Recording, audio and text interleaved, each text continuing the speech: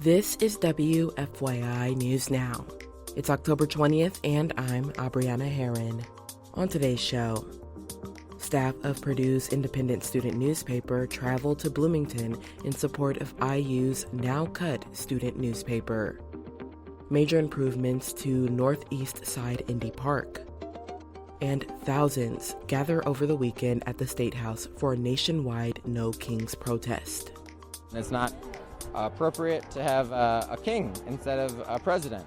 There should be checks and balances. Those stories coming up, but first. AES Indiana has reached a tentative settlement with the City of Indianapolis over the utility company's proposal to raise prices on electricity. AES proposed a price increase in June, citing an increased cost of materials, labor, and infrastructure. The proposal would have raised many customers' electrical bills by over 13%. A new settlement filed with the city last Wednesday says that price increase would be cut in half, and AES would not be able to raise prices until 2030. Several local groups oppose the settlement. The Indiana Office of Utility Consumer Counselor is sticking with its recommendation published in September that AES should reduce prices instead. The nonprofit Citizens Action Coalition is also opposed and notes the public can make their voices heard with written testimony. Arguments for and against the settlement will be presented at a hearing scheduled for early January. Staff of Purdue's independent student newspaper, The Exponent, traveled from West Lafayette to Bloomington on Friday, distributing thousands of copies of a special edition paper supporting student journalism. The move comes after Indiana University cut its final student newspaper print editions. Last week, The Exponent made a free press edition of its paper and distributed across IU's Bloomington campus. The headline reads, "We student journalists must stand together." Kyle Charters, The Exponent's publisher, says the gesture was an act of student journalism solidarity. He says it doesn't matter that IU and Purdue are sports rivals. Some things are more important than the rivalry, and for us and for a lot of people, freedom of the press and student media is very important. Charters says IDS staff appreciated the Exponent's special edition. The IDS and Indiana University have not responded to requests for comment.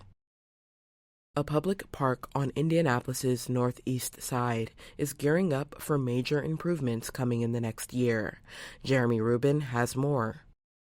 Renovations are underway at Somm Park in the Castleton neighborhood. The $2.7 million project will result in a new playground, shelter, pickleball courts, and overall infrastructure improvements. Nick Roberts represents the area on the City-County Council. He says parks are a huge factor for families deciding to move to communities like Castleton. I think parks as an investment into an area, and if you want to keep families coming in and keep people active and fit, I think parks are the best way of doing it. Upgrades to Somm Park will be rolled out as they're completed in the upcoming year. It's planned to be finished by spring of 2026. I'm Jeremy Rubin. And for our final story today.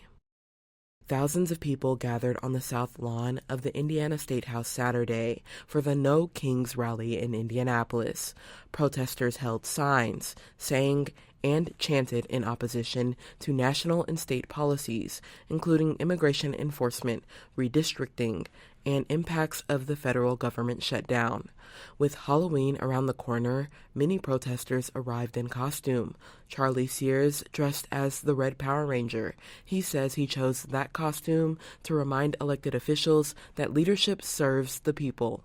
It's not appropriate to have a king instead of a president. There should be checks and balances. Democratic State Senator Andrea Hunley attended the protest. She told WFYI her big concerns include redistricting, child care funding cuts, and rising health care costs. We cannot allow this power grab, gerrymandering, rigging of our maps to happen. That is not okay. That is not a democracy. And we also can't allow Trump to keep stripping money away from Indiana. The first No Kings protest took place in June. In Indianapolis, that protest also drew thousands to the Statehouse and merged with Indy Pride's 30th celebration. That's all for today's episode of WFYI News Now. Our podcast is produced by Zach Bundy, with support from the news team at WFYI and public media journalists across the state. Our news director is Sarah Neal-Estes. Kendall Antron produced our music, and I'm your host, Abriana Herron.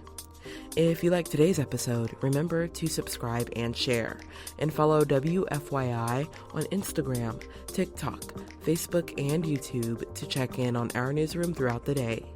Thanks for listening. We'll be back tomorrow.